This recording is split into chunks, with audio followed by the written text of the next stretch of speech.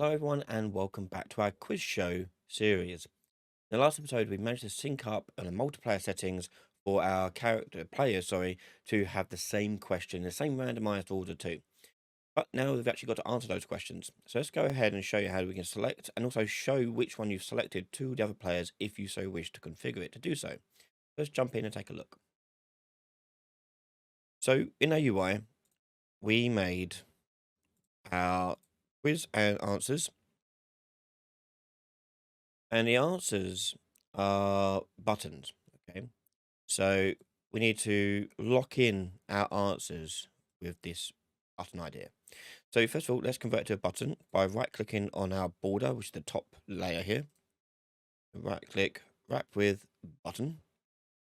And we're going to tell it to set the horizontal alignment and vertical alignment to fill the whole space. I'm going to get rid of all my padding.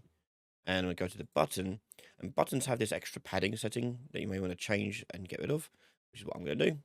I'm going to go ahead to normal padding here, 0, press padding. I'm going to leave like that so it has a little dent when we push it. But I'm going to change my background color to have an alpha of 0. So complete see-through. Okay, so there's our button. I need to make it variable, and I'm going to name it answer button.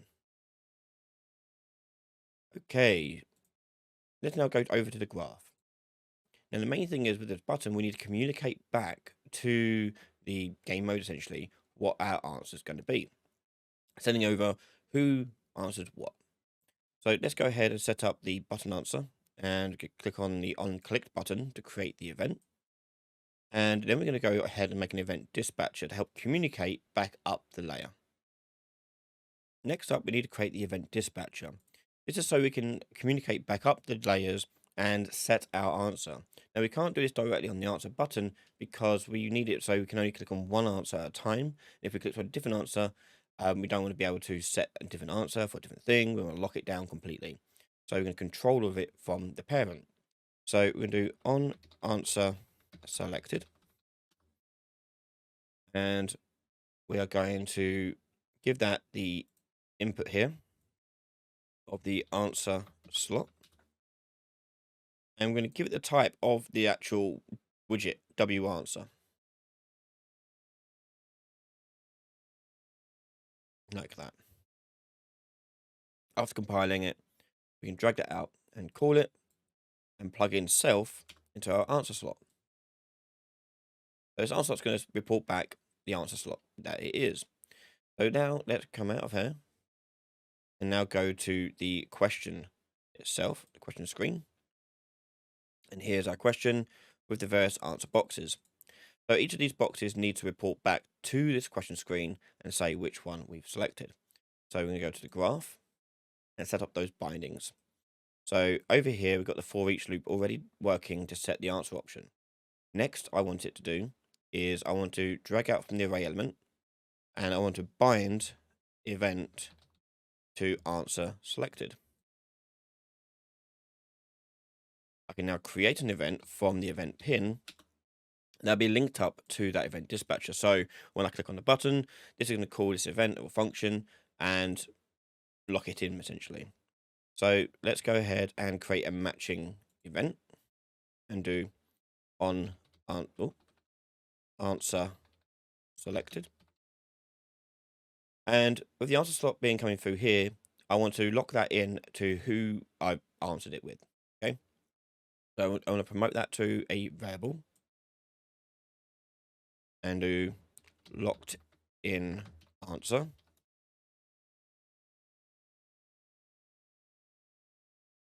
And then I want to actually lock the screen from being editable. So all I'm going to do is I'm going to take all my answer slots here and just change their visibility setting to be non-hit testable.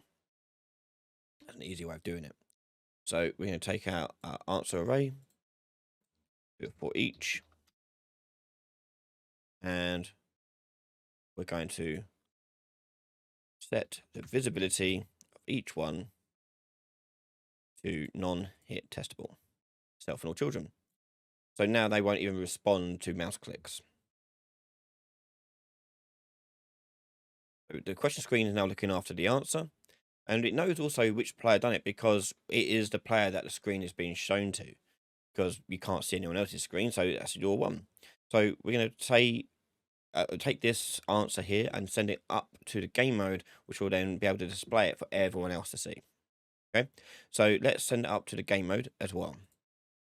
So let's go back to the game mode. And in fact, actually, let's go to the game state. That might be a better place to put it. Yeah, we'll do it in the game state.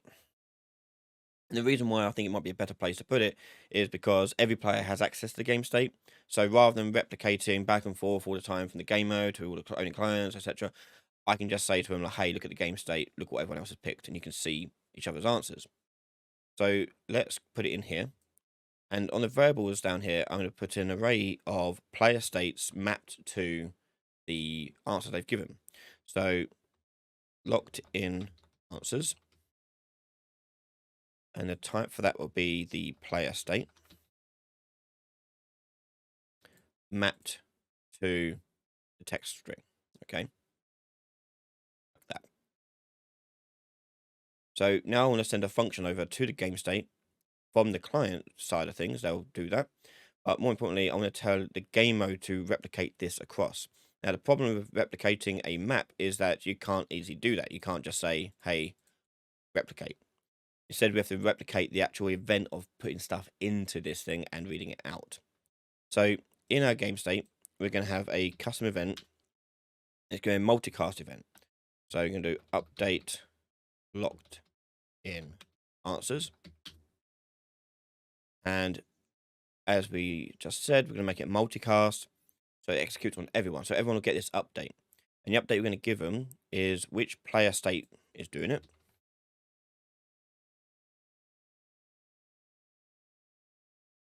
And also what answer it is.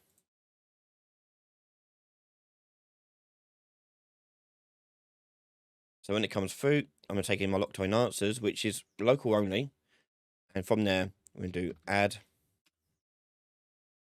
and set up the add there.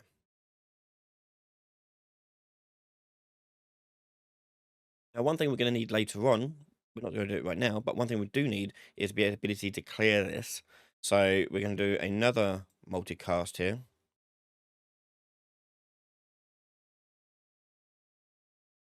To clear locked in answers.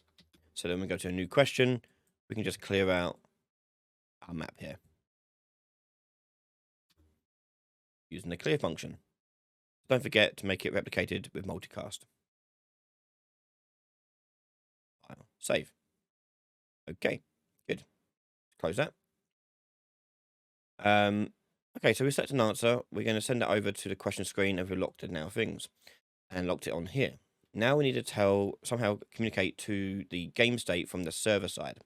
Now, the best way of doing that is communicating from the player controller to game states or whatever you're trying to do. As the player controller is always going to be on the server side as well, and it has a direct ownership to the client, so it's a lot easier to communicate across. So we're going to go over to our player controller, and in here we're going to have a custom event.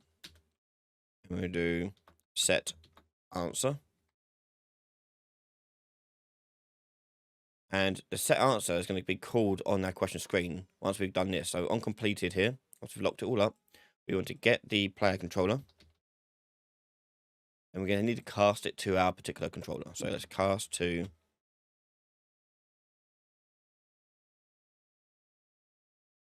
PC quiz. Put that into the completed there. So on PC quiz now, I can call that answer set function we made.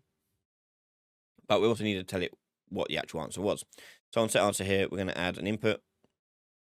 And we're going to go to text answer. You can see it there. And the answer comes from the locked in answer. It's called index, I think it was. Yep. There. Okay. So the set answer is going to be happening here. But I want this to only be happening to the server side. Okay. So let's go ahead and change it to replicate to run on server. Now, run on server will only work when you're calling from the owning client. So the question screen is owned by the client.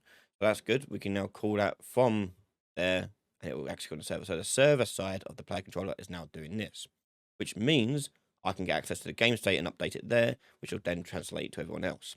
So get game state passed to my game state quiz.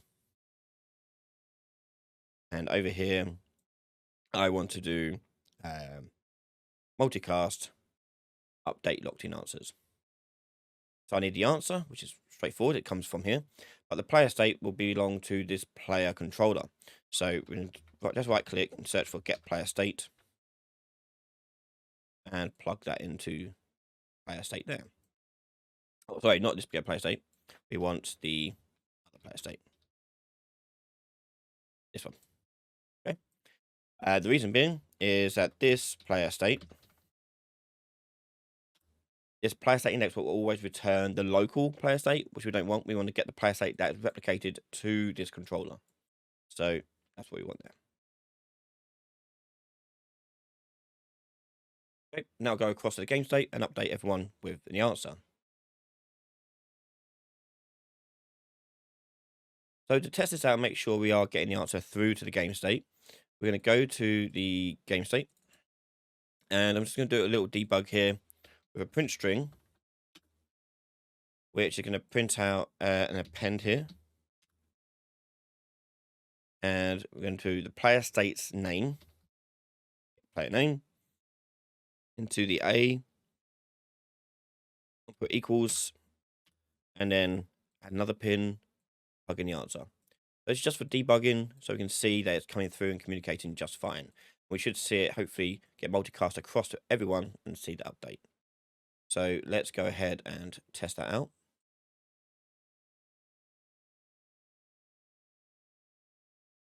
Okay, so over here, this is the client.